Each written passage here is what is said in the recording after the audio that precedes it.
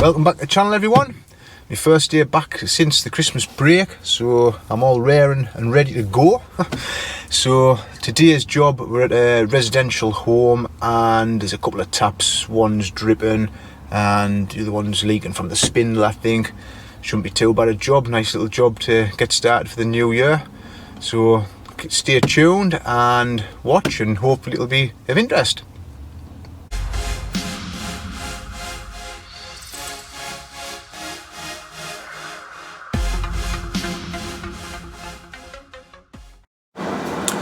So here we are, we've got these two taps here. The problem with this one, if we turn it, it sort of trickles out and you have to force it to go. That'll be the washer or the valve inside there, so we'll strip that one out and have a look at that. That's the cold tap. Then this one here, the hot tap, when we turn that on, it actually leaks down the back here. Now this tap here is actually what you call a vented tap. It's not a conventional type of tap, because under here we've got a hot water heater and it needs to be vented through the tap, so this works. There's a little valve here what lets the hot water in and out.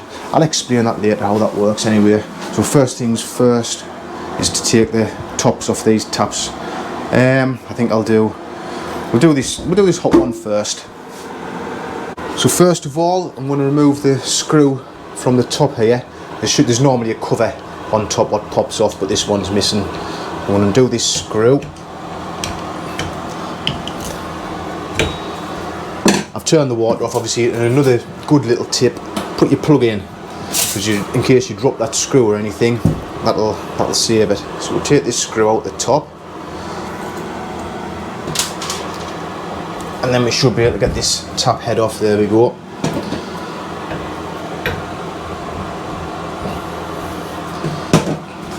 Now what we've got here, we need to undo this, and what's going to be in here, it's not like a normal valve, which would be one of these.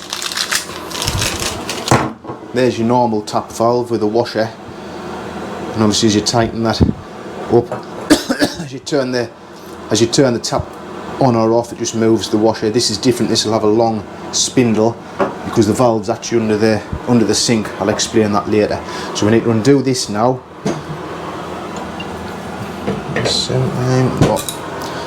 Good tip, when you have a spanner on here to undo it, you need to support the spout of the tap.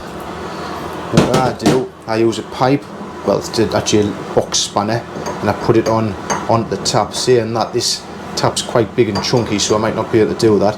Before I put that on, I always wrap something around here like a towel. Like this, I would put that on there. That's just on. That'll give me a little bit of leverage for when I actually undo this. So I'm going to put that on. There we go. That came nice and easy.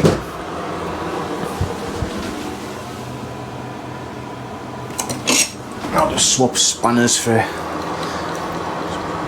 little thinner spanner.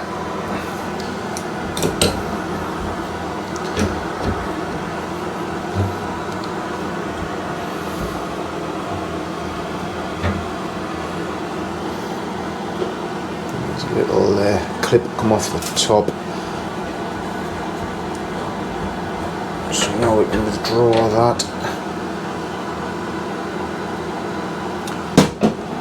And there's the main spindle. See that there actually goes, I don't know if you can see that spindle goes right through the tap and into the valve at the bottom, but it's leaking from the O-rings around this spindle, which I believe are in here. I'll have to strip this down and remind myself how the O-rings go in. I think I can see them, they're in there. Anyway, I'll be back in 5, I'll have a look at that, see how that comes apart. Okay, so it turns out that the O-rings are actually on this spindle. Now I'm pretty certain the last one I did, I could pull that spindle out, but this one doesn't seem to want to come out. So what I'm going to have to do is try and get down with these little picks and just hook the O-rings off this spindle and pop new ones on. Hopefully that's going to work. Right, I'm hoping I can hold this torch and the camera and the pick all together, but if you can just see down there, I've managed to get that pick around. Oh, and there's the O-ring off. There's one of them. The other one I've just managed to get off earlier, so there's the two there. So I need to try and match them up with some more O-rings that I've got, and then pop new ones on this shaft. I've cleaned that up the best I can inside, so that's obviously where the O-rings will seal against, inside there. Right, I've managed to get one of the O-rings on, very fiddly. Having to sort of get down into that gap there. Ended up having to use a pick and 2 screwdrivers to sort of get it down and over, because there's 2 O-rings, one above the other, so to get this one down to the bottom, you've got to get it over the first notch and sort of get it back off and then slid down. This one should be far easier. This one should just ease down there like that. I put a little bit of grease on there, so I'll put a little bit more grease on, and then hopefully this will go back on. So whether or not those O-rings are going to be the right size and make a good seal. They didn't seem exactly perfect, but I was somewhere near, so they get a chance anyway. And there's that down.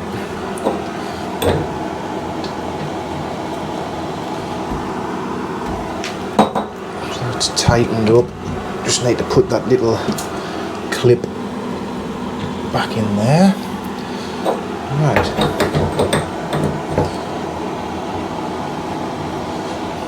That should be it. So that's turned off.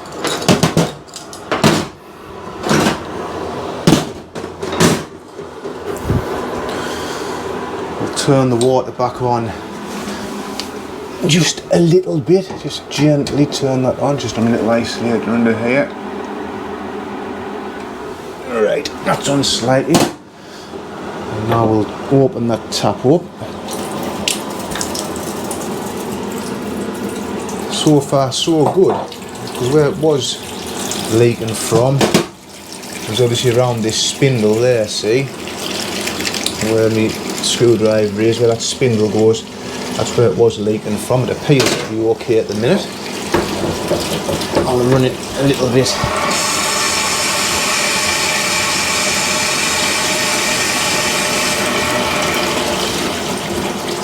Yep, that all seems fine.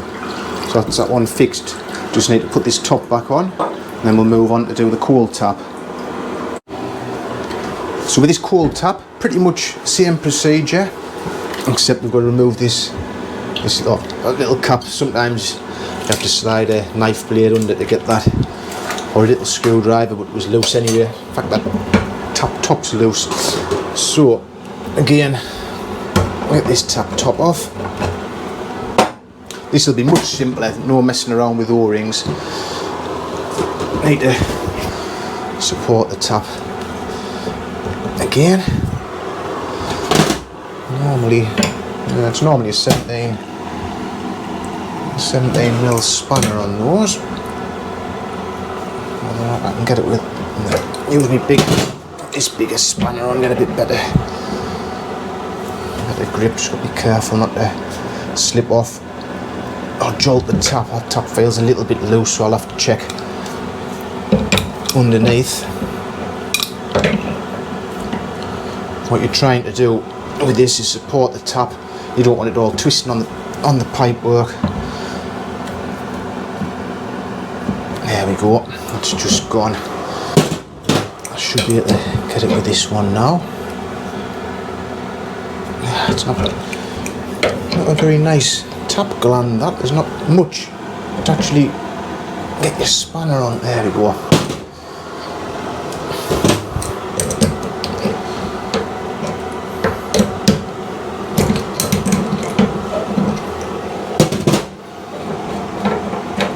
And that there's just a normal tap gland with a normal washer. Now whether or not that's going to fit in, it looks a different size here.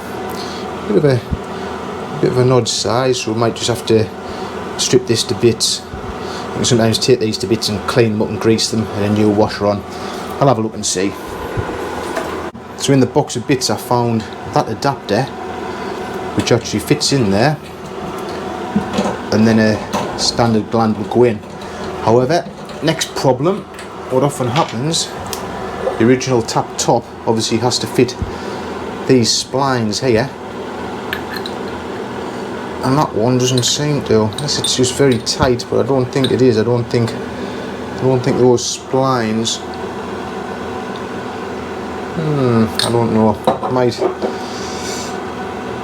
it might go on. I'm going to have a look anyway, so if it doesn't go on, I'm just going to have to try and repair this one. Right, so I've decided I'm going to repair this one. I'm not happy with that. I don't think it's actually going to extend far enough. This seems to extend a lot longer than that. I don't think it would actually extend far enough to turn the water off.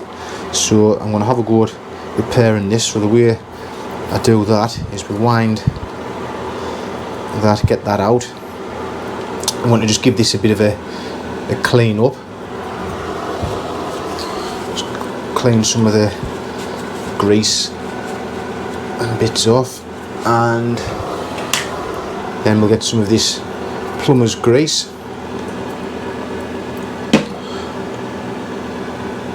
Some bit around the sails, a little bit inside there.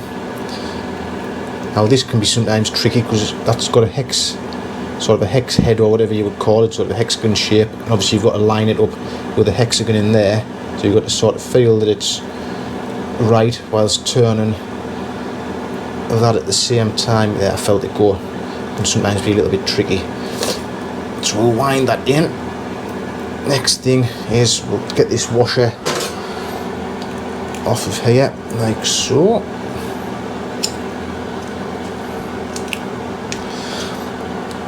I think what often happens is as the washers wear down and wear thin, when the tap's turned off, it sort of extends too far and comes past that hexagon point and can sometimes jolt around and won't go back in. So now we'll just need to find a washer that's going to fit. Problem with that there, the hole in there is a little bit loose. Right, I'm going to have to rake around. I think I'm going to have a look in the van, see if I can find one. So I'll be back in a tick. Got this washer, as you can see, similar sort of diameter, but the hole's a little bit smaller, so it should pop on there nicely. There we go, that's a bit better. I always just like to put a little bit of grease on there. I will pop that back in.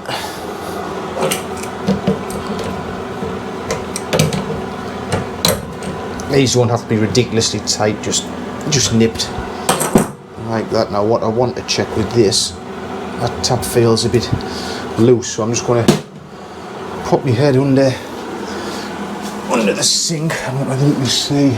No, you can't really see, but I'm basically going to get my hand under there and feel that everything's tight and that the nut's not moving as the tap moves. I'll probably tighten the back nut up underneath there, tighten that up just to secure this tap. But first I think I'll get the water back on and we'll see if it